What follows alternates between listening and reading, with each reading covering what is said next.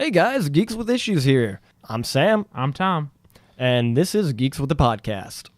Issue 1. Issue number 1, though there are many issues, many to be had. And so to give you a little background on what we're doing, maybe you've watched some of our videos before, maybe you know a little bit more about us, maybe you don't. So in case you don't, this is what we are. We are geeks, we got issues. Yes, lots and of them. That's pretty much the brunt force of it. We're geeks with issues, we play a lot of games, and we decided one day we're just going to start recording our game playing sessions and seeing if anybody else is as entertained by our dumbasses as we are. Right. Yeah. The goal is kind of make the videos as entertaining as we can. Probably try and show off a little bit more to life as a geek than what normally is portrayed. Yes, geeks, they still get a bad rap. Not as bad as a rap as maybe they used to get back in the day. But it's almost cool to be one now. yes, almost cool to be one now. I mean, Almost. all these chick streamers and whatnot, they're really cool to be. Yes. You see all the guys watching their streams, so maybe I just... You need to grow become- boobs, Sammy. Yeah, I need to get boobs. Need to get a better chesticle. Yes. Chesticles, not one chesticle. That'd be very odd. But I digress. Do you want 3? Oh, no, I won't Be take like 3. the That'd be chick weird. from Fifth Element? She had 3 tits? Yeah, the one that one of the aliens did. Oh, I thought you were talking about the main girl. I'm like, No. I was paying attention to those. I didn't know she had that extra one. No, she didn't have an extra one. Okay. It was one of the aliens I did. was like, how did I miss that detail? I paid very close attention. But yeah, so we're trying to show off the other facets of geek life, not just the video game nerdy playing and all that. You probably, if you go to the channel, you can see Sammy's. You called it glamping, I believe. is what Yes, you said it glamping. is. We went glamorous camping. Well, you did. I didn't. And took a bunch of, not video games, but board games, and went out playing board games, played some RPGs, pen and paper RPGs out in the middle of the woods in a cabin for the weekend. And it was fun. Yeah. So, yeah, geeks don't just sit in front of computers and play video games all day, though it might seem that way. Yeah, and like I have some concerts and stuff I'm going to. We were going to try to go to one this week, but I am definitely going to see Black Panther instead. So Understandable. Yeah, Tom is our resident comic book nerd. yeah, I am. This is for sure. He went a little Beavis-y there, it sounded like. Yeah. He might be a little more excited than I want to know about right now, but yeah, I don't know why my brain went there. It Hey, goes there a lot. So your brain goes wherever it wants to go. Usually it does. But yeah, we'll bring you other entertaining things like Tom learning how to snowboard. Yeah, that's been something I've been trying to work on this season. Hopefully, we'll get out again before things warm up too much. Yeah, get you some good video cut-ins of that. So that when we start making fun of each other, we could just cut to a video of that real quick instead of you just watching us play video games. Right. Incorporate life into Yes. our gaming and our gaming into our life, because that's what geeks do. Right. And since this isn't hasn't been around very long, we're still working on fixing things and updating stuff. So you'll see some changes as we grow as I don't know. People. Yeah, people. I want to say artists, but I feel like that's just degrading to other artists. Yeah, I am definitely not an artist. I like art. I try to do art sometimes, but I am not an artiste. No. Me neither. But to focus it back a little bit more, this will be definitely a lot of video gaming involved. And so we're going to start this out with a little bit about ourselves in the gaming world and what you can expect, what will be to come, and what the future might hold for Geeks with Issues after our pilot phase. So, Tom, where did you start out in your gaming foray in life? I started my stuff mostly starts at least from what I can remember with the regular Nintendo. We had some Atari games and things like that as well, so that helped. I have 2 older brothers, and they definitely probably helped guide what I like to do. I would say, in the fact that I wanted to spend time with them or hang out with them because they were older and cooler, and it really came down to being able to there was stuff that they liked, and that's what we ended up getting for the most part. And once they got that kind of stuff, we would we'd play those games. We got mom and dad got us the Super Nintendo when we were younger, or the regular Nintendo when we were younger, and we played a lot of that. My brothers saved up their money and got a Super Nintendo, and they didn't want to share, so I ended up getting my own Super Nintendo. I got the remodeled one. You got the better system, yeah, just because they did one share. Pretty much. Perks of being the young child. Right. And then, it was a lot of stuff like that. I'm a big Nintendo fan. I mean, like, through and through, I've spent a lot of time with Nintendo, playing those games more than anything else. And, I've had a Sega, I had a Virtual Boy. I still have it, actually. And then I did a little bit of PC gaming, not very much. So that's not very high on my list of things that really got me going as a video game person. Well, you never know. Now that you're back into Geeks with Issues and Yes. we're going full force at this, Yeah, we are. there might be some more video game or PC gaming, not just might video gaming, Yeah. in your future. There might be. But How yeah, about you? What got you started with gaming? well, just as with you, I've had a long legacy with Nintendo, though I'm a little bit younger than you, and my relationship with Nintendo doesn't last quite as long. Started out with the N64. But going back before the N64, we had the Bally arcade system. It was a old weird system with a single controller. Well, it had multiple controllers, but the controller wasn't like a double-hand controller that you think of in today's terms. It was a single-handed controller, and then you had a turnstile knob on the top that also acted as a joystick, Okay. and a singular trigger button. And it had a bunch of games. Like, it had like a Pac-Man style game, except it was called crap, why cannot think of it? I'm blanking right now. But it was like a Pac-Man style game, but you had to run around and you had to shoot the aliens coming to get you and things, and you had to collect things. But very much the style of a maze like Pac-Man. And then there was Artillery Duel, where you were a piece of artillery and you had to correct for wind, you had to correct for all the different conditions, and bomb the enemy on the other side of the screen.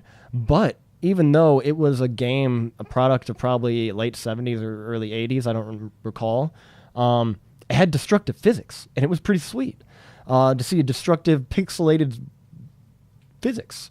I don't know. I mean, those are always fun games to play, no matter how old they are. Whenever Always anything's getting destroyed, it's fun. Exactly. But so that was my first foray into gaming, was the Bally system. And then my dad brought home his MS-DOS laptop from work one day, and we installed old MS-DOS games on it all the time and played Exargon, Jazz Jackrabbit, one of the best. Just a bunch of different MS-DOS games. Secret Agent, I loved all those, and that's really where gaming started for me. The side-scrolling, shoot 'em, Jazz Jackrabbit. I've recently replayed that, and I realized how much of it is a clone of Sonic, but Jazz Jackrabbit has a gun. Still great, though. Yeah.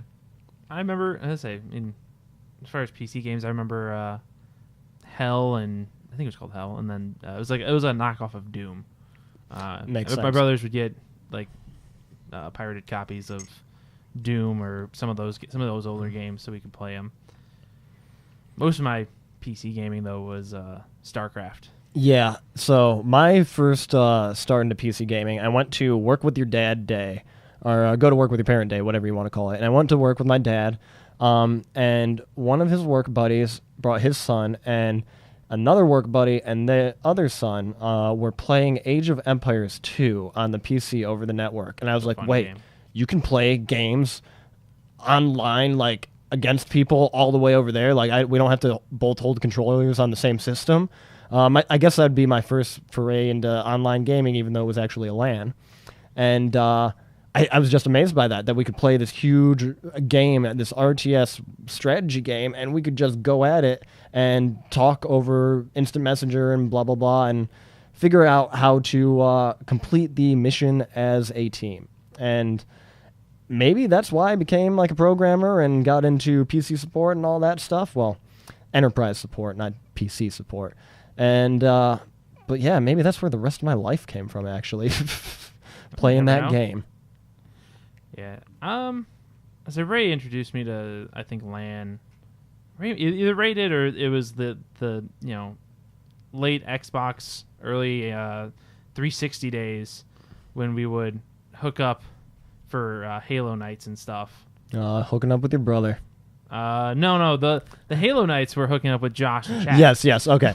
I was going to say, yes, those were there, but I wasn't sure if you're hooking up your brother at some point there, because that'd be a little creepy, Tom. No, not that either.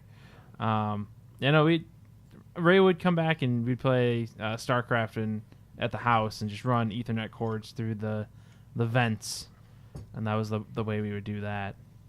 Wait, you'd use vents to play? Like, was it like Ventrilo, but you were yelling through the vent instead of being on a vent server? No, we would just run the Ethernet lines through the air vents.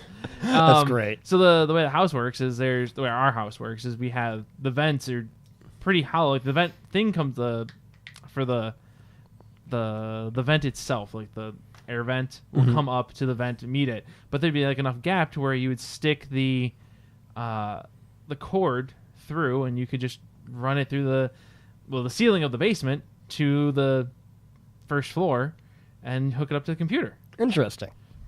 Hey, got to do what you got to do to get it to work, right? Oh, yes. But, yeah, so that's PC gaming. Yeah. I posed this to you back before we released this question, before we actually released any podcasts, when we were still trying to figure everything out, make sure we had things working. I asked you what your favorite games were, or least favorite games. And back then, you couldn't come up with an answer. So we've quite a bit of time between now and then. So have you come up with anything? Yes, I have. I don't know. The least favorite and most favorite games for me, like, I can't do a top 10 and I can't do a bottom 10. I realized I couldn't do that. I don't know why. And I'm very selective on the games I do buy. I do go through a rigorous look through a review process and crap like that. Yeah, I don't. Yeah. I go, ooh, I like this, or I like the concept of this, and I go and get it. And then I find out how shitty it is. And I can't remember any of them, but I was a bit in the ass when I was a kid and, like, buying games that weren't good with my own money, and so it was one of those things, like, I don't want to go back and buy a $50 game, $30 game, and it's not good. And I can't recall any of those games per se, a couple of them, actually, but nothing major. Yeah. But I'd have to say my favorite games, they're all... I don't know. They're kind of all throughout there. I have RPGs, I have action games, I have adventure games. I just have a little bit of everything that I love. But a couple of my top favorite games I'm just going to throw out there are Gauntlet, Morrowind. Morrowind was my first entrance into a hardcore RPG, and I had just started playing D&D not long before encountering Morrowind, and I loved the freedom that was provided in D&D, tabletop RPG. What I liked was you were not limited to you can't do this, you can't do that, you can't do that. Now, playing other RPG systems, yeah, D&D does limit you much more than others do, but I'd never had a game where I was just asked, what do you want to do now? And I could tell them anything, and as long as it was in the rule set, I could do it. And Morrowind was the closest thing that came to that. You just got off a ship, and you started going. You had a little bit of a backstory, you created your character, and you got off the ship and you just started doing what you wanted to do. It didn't matter what you had to do. You could kill people who were crucial parts of the quest, and you would never be able to beat the game. I thought that was brilliant. But, so that is definitely up there on one of my favorite RPGs. Gauntlet, I just love going through a dungeon with 3 great friends and just destroying things, and blue wizard is about to die, or green wizard gained a level. I love the commenting in that. It's just perfect. But other than that, like adventure games like Zelda, I don't know what my favorite Zelda is. I just recently beat I was about to say Ocarina of Time, but I just started playing Ocarina of Time. I recently beat Breath of the Wild. And holy fuck, was that a good game. Me getting into being into nature again and everything, and being able to be in an open world style Zelda game, create your own survival like potions and foods and meats and cook things together. I don't know. It fit my style of life that I'm trying to lead nowadays much better than many games have in a long time, I feel like. Like, I just like that sense of adventure of going through the woods, gathering food, hunting, doing all that, and creating a meal that was actually going to help you in the game to boost your stats here, boost your stats there, and help you along. But I'd have to say there are a couple other games that are definitely in my top 5 list, whatever the top 5 are. One of them might be my favorite game, Firewatch. might be my favorite game. Hardly any action, or not action, but I mean, it's a story-driven game. yes, extremely dialogue-driven game. You are a guy whose wife died, and you go and you decide to become a, I guess, volunteer fire watchman for a national park or some type of park. And your main dialogue is always going on with your boss. You're the lead fire watchman at another fire tower. But you live in this one fire tower. You guys talk every day on your radio. And you have to go explore the park. You have to kick some kids out for doing some bad stuff. Things here or there that are regular parkman's life duties and whatnot. But then you start uncovering this weird mystery of a lost kid. And I don't want to give much away, but start uncovering the mystery of that lost kid, and it gets in-depth, it gets thought-provoking, it gets emotional. Depending on the dialogue options that you picked with your boss, it gets really heartfelt, like you've created a connection and a relationship without ever meeting somebody. And I think us geeks can really understand that.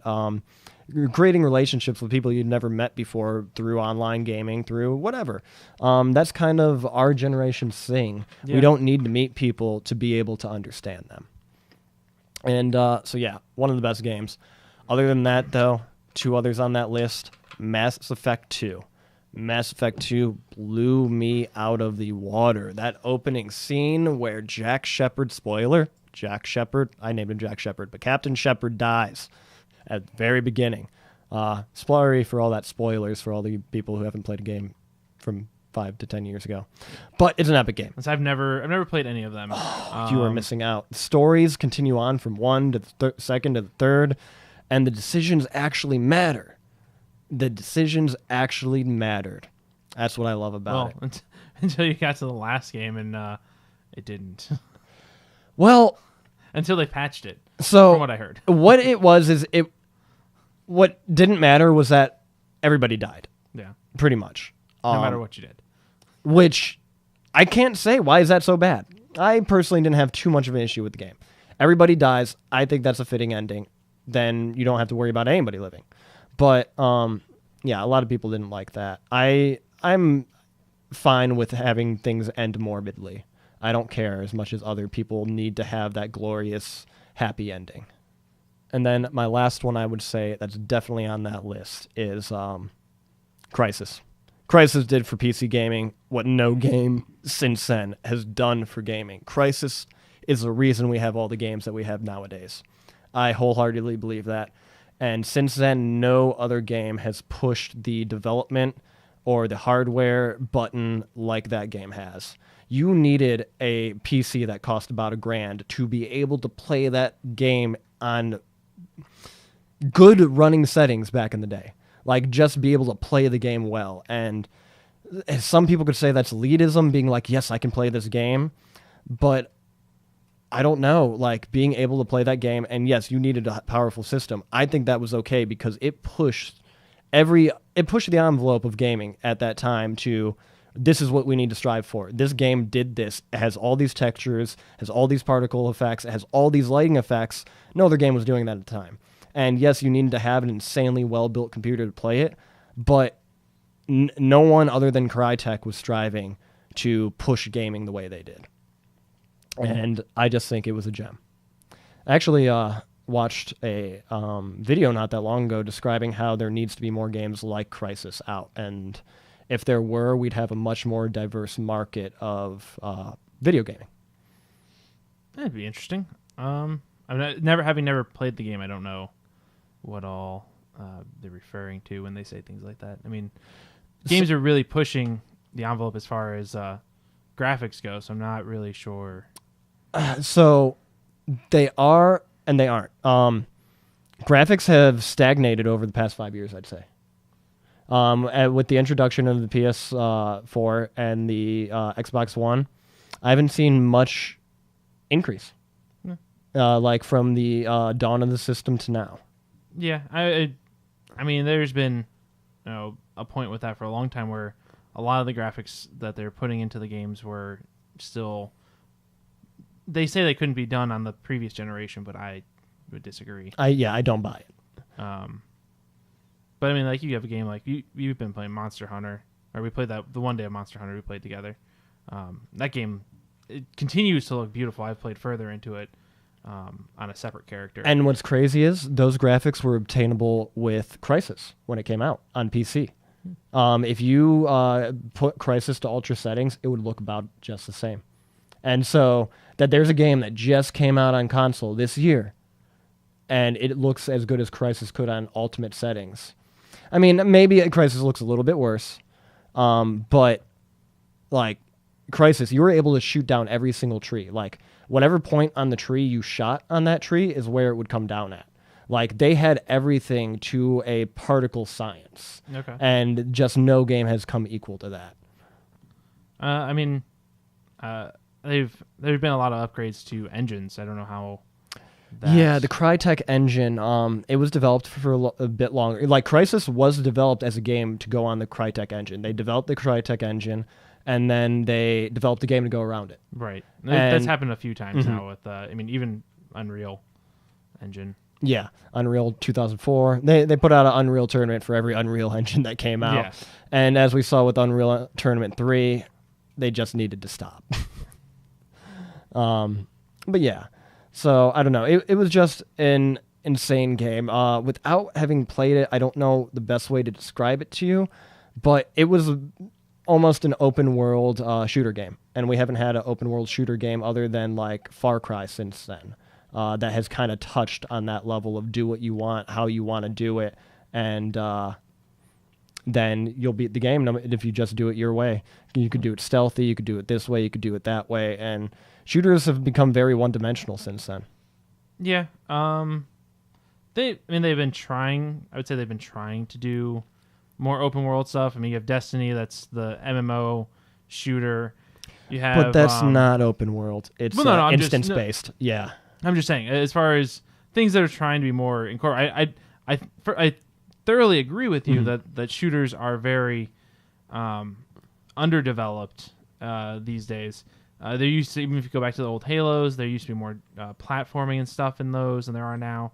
But I'm just saying, you do have games like Destiny that are trying to have more open. There's the recent Tom Clancy Ghost Recon Wildlands game. That one is another one of those ones. It's a big open world. Yeah, that definitely gets closer to it. There's just a lot of empty space in there. Like by empty, I mean like just not people. Yeah, like, there's just a lot. I mean, it is Bolivia. Bolivia, I think is where it's supposed to be, and it is an area that's very foresty, and there's a lot of really nice foliage and things like that. But the world feels empty, and that's my complaint when it comes to that. That's the other thing. Games are overbalancing, I think. Everybody wants a huge open vast world, but then developers don't populate it, and what's the point of having it? Oh yeah, definitely. But yeah, I mean, like there are some that are trying to do it. It just hit or miss. Yeah, more often than not miss. It's just that it's so much miss after a game that got it right 10 plus years ago. I was in high school for that. Yeah, that was before I built my first gaming computer for $800. But yeah, so that game's probably 12 years old, and games are still trying to do what it did and not succeeding is what's amazing. Okay. But what would you say your favorite games are? It's mostly nostalgia driven. I mean, Final Fantasy series is those. There's so many of those games that I go back to probably almost yearly, just because. Like, and it's not even that I complete them. I just go back to them. I go back and I'm like, I really like that story. I start whistling tunes from Final Fantasy 9. I'm like, oh, I'm gonna go back and play that game. Or it was Final Fantasy 3 in the U.S. It was Final Fantasy 6 internationally. That type of stuff. I love the gameplay. I love the RPG-ness. It's not overly RPG where like Morrowind, where you have to have more. You're distributing your stats, so you make a better character, or you make your character more what you are trying to play. So if you want to be able to have a higher constitution or something like that, you go that route rather than the game just having characters kind of preset to, as you level them up, they gain the appropriate stats. And I mean, even in some of the Final Fantasy games, depending on which magics you gave them would determine what they what stats would increase, so you could influence it if you knew more about the game. I didn't, so I just played the game and put on what I liked, and I would play the game and enjoy it. The Zelda series is a big one for me. I've played a lot of those. Both of those series have some awful games, awful entries. Oh in them. yes, they definitely do. Skyward Sword being my least favorite Zelda game ever. I have not played that yet. I see. So the thing is, like, I enjoy the story. If they just gave me the story in a movie form, I would love it. But the fact that there's gameplay that goes along with it, I absolutely hate the gameplay. Understandable. That one did not quite get the motion controls right. And if I have it correct, it was the first time they had a left or right-handed Link. That he was not left-handed. Yes, I think that's right. Because you swing it with your sword. Yeah. Whichever one came out on the... No. Twilight Princess. Because the Twilight Princess released on the Wii and on... I think that was it. Because that one released on the GameCube and on the Wii. And in the GameCube one, he was left-handed, but in the Wii one, he was right-handed. And I'm pretty sure Skyward Sword he was also right-handed. Okay. I'm almost certain. Yeah, I thought he was still left-handed in the other one, but I'm not sure. I could be wrong. I think that's when it started, but I could be wrong about that. But yeah, the Skyward Sword was... the motion controls in that one were awful, and I wasn't a fan. Yep, Link is still left-handed in Twilight Princess. Oh, is he? Okay. Mm-hmm. I knew in the GameCube one he was. I didn't know if in the Wii release he was still left-handed. Yeah, I think they didn't want to go back through and recreate the whole sword in the other hand for that one. Fair enough. But yeah. Those two series were really... I enjoyed them a lot. I play them a lot. Other than that, I don't know. StarCraft's a real fun PC game for me that I like to go back and play a lot too. It's a fun game. I like the characters. You can create different armies and stuff, and it's kind of that was my first foray into the those types of tactics and having to have the right units to combat certain situations. Not everything's gonna be able to shoot up in the sky. Not everything, can see things that are buried, stuff like that. So it kind of grew my view of what's out there and what's available to see and play. Understandable. I mean, I can't say I didn't play StarCraft first and then saw 40K on the tabletop, Zerg, or AKA Tyranids, versus Terran, aka Space Marine, and bought the starter set. Nice. But yeah, all good games. All good games. I definitely agree. So I have to say though, a couple of my least favorite games. I only have a couple of them here. I was even trying to look through before we did this podcast of the worst games ever, and I looked through a couple of lists of them, 50 plus games, and yeah, I apparently just haven't played all these bad games. But one of them that I did come across that I played as a kid. Survivor, the video game. I liked Survivor a lot. I mean, reality TV show, surviving out in the middle of an island, everything that kind of runs up my alley in a way. And it was just a horrible game. The mini games that you had to do to survive to get the immunity for the week and all that shit, so you didn't get voted off the island. Controls were just horrible. Trying to figure out what you had to do while you're at camp was horrible. Going out and gathering food. Everything about the game was just bad. They didn't do good in any way, shape, or form. And I don't know. I don't even remember much more than that. Just horrible controls, horrible design of how to even do anything like scavenge for wood and crap at camp. And then you had to hope you weren't booted off the island because you didn't know how to do shit at camp at the end of the day. So, yeah, I needless to say, I never won the $1 million. Fair enough. But it sounds like as you fell into the trap of licensed gaming. Yes. As it were. Which there's a few of those. I mean, you saw on the list the Superman game. Yes. That was an awful God, that was a everything. horrible I've never game. played it, but I've heard a lot about that game. It's very infamous as being an awful game. Yeah, I think the design there was they had that Spider-Man game for the N64 and PS1 and PC. Epic Spider-Man game. The cutscenes were the panels of a comic book, all that type of stuff. And then so they tried to make a Superman one, and it just bombed. I remember I learned how to fly in that game, and then I stopped playing that game because it was so bad. Flying was just so bad. Yeah. Honestly, again, never played that one. I played 2 Spider-Man games on the PlayStation. via a friend letting me borrow them. I enjoyed both of those, and then another one of the oh my god, I can't believe there's a licensed game that's amazing was the Spider-Man 2 the movie game. That was absolutely amazing Spider-Man game. Obviously, being a huge Spider-Man fan, it meant a lot to me. And I've been waiting for another good one since. The Ultimate Spider-Man was a decent game, but it was very cartoony. And think of like Beautiful Joe. Yes, kind of a I love very that game. Similar art type, I would say. Another amazing game. Again, another game I never played, but I heard a lot about that game from everybody else. I never got it though. So good. Another one I have to say that I hate. Might hear some shit from some of you guys about this. World of Warcraft. World of Warcraft is all it is. Like, I started out playing that when everybody else did. I don't know, maybe because I didn't get a guild, maybe I didn't get involved with people, but that game was shit. You couldn't do anything by yourself, of course. Well, you could do little quests here and there, but, like, I don't know. I started playing that game hardcore, or trying to hardcore play that game, I should say, when I was going to Kent, and I was, going to college, I should say. Not everybody's going to know what Kent is. And can't read, can't write, Kent State. And they can't run the wall the right way.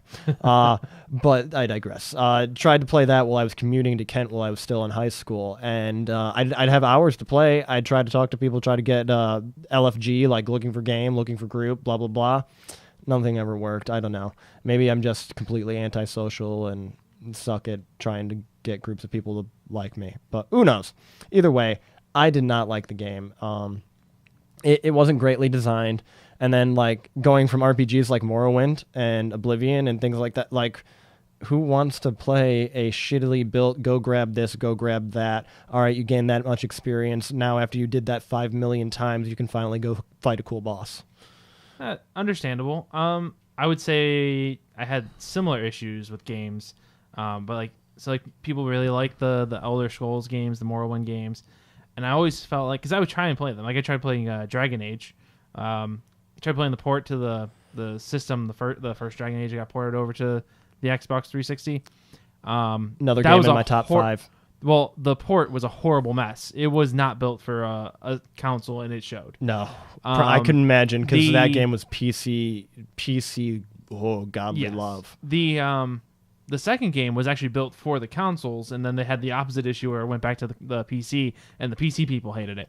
I tried playing both of those, just couldn't get into it. I feel like any game that has that character creator almost always leaves me lacking, because there's not as much development in the game as far as the character is concerned. Your character is just another character that's in the area or your character is the character, the chosen one. Like, you're not really given this. I don't feel like I have an identity. That's what it is. At the end of the day, I just don't feel like there's an identity as a character, and it bothers me. Yeah, that is definitely very understandable, and a lot of games lack in that area nowadays. I could definitely feel you there. So, I think so. I've had that issue with a number of open world type games. That's why those are games I generally avoid, because I feel like they're missing. And it may just be a console thing, because again, I'm not a big PC person with that type of stuff. So on the consoles, those probably that flaw probably shows a lot more because of that. And it's not an RPG, but in that regard, here's a game that did very well at establishing who you were, what was going on. Assassin's Creed 3, I fucking hated it. Like, I love everything Native American. I don't know about everything, because I'm sure there's going to be some stuff some person comes up like, oh, you like that? And no, I don't. But, I mean, I'm pagan. My higher power is Earth. It's Gaia. And so I identify well with Native American things, or I can probably identify with Native American things. I don't identify well, I should say. And so being part Native American in that game, I thought it was going to be great. I fucking hated that game. But AC Black Flag, I loved. Yeah. AC Black Flag did like everything right. Although the everything right that they did was the stuff everything that wasn't wrong they did in AC3. Well, no, everything right they did was everything that wasn't Assassin's Creed. It was the pirate simulator was what everybody loved about that game. Yes, that's true.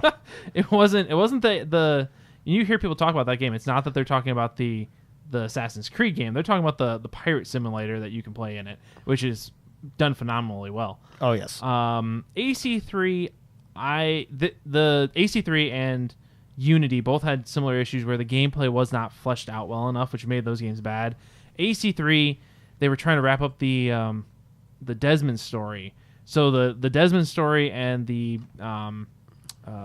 Back in Time, your Native American guy, their stories were just, there was just too much going on in the two of them to really feel like the game was coherent together. It felt like you had two very separate games going on. Yeah, well, they were trying to tie in a very big, ambitious story that they sold themselves. I think they kind of set themselves up for failure trying to draw that story in for a reign. Yeah, but they had drawn that story out for so long they needed to end it so that way they could yes. continue the series. Yeah, but And that was where things went bad for them. those are the worst games I can think of in my head. I mean, you brought up some games that I didn't even think about that are on my top 5 list. Dragon Age. Oh my god, I love that game. But that just shows you where my head's at sometimes. I played these games, I love them, but I don't know. I never put anything at the top because there's always room for something to replace it. Oh yeah, yeah. No, it's like favorite games are things that I really enjoy. I usually go back to them, which generally end up being older games that I grew up playing, so I have more fond memories of them. Makes sense.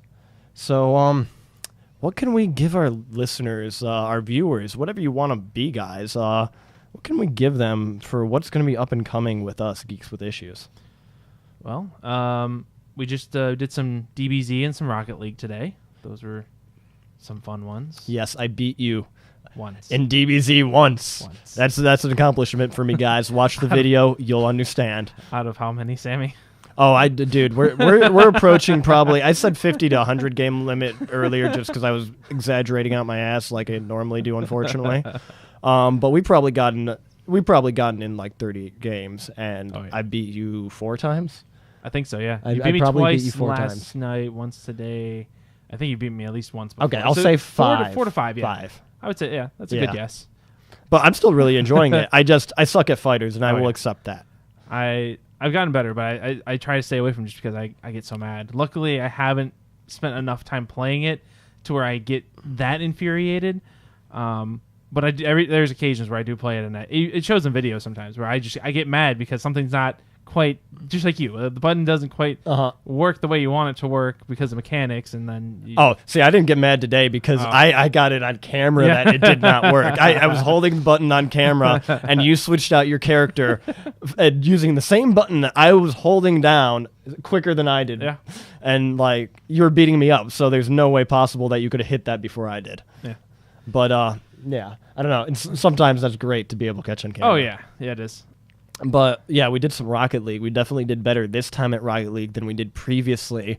And my brain started going, we need to invite some people in and get 2-on-2 Rocket League in here. Yeah, that'd be fun. 2-on-2, get everybody yelling at everybody. You're like, Tom, you're fucking me up, but we need to kick their ass, so we need to kick their ass. Get whoever we're playing with yelling at them about how badly they're doing. And just have a huge, not even huge, just a small, angry 2-on-2 match.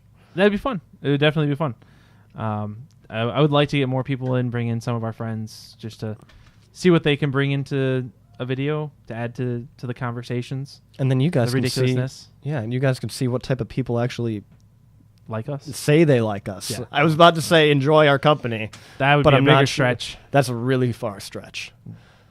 Other than that, we have completed 2 games officially now Look at as a group.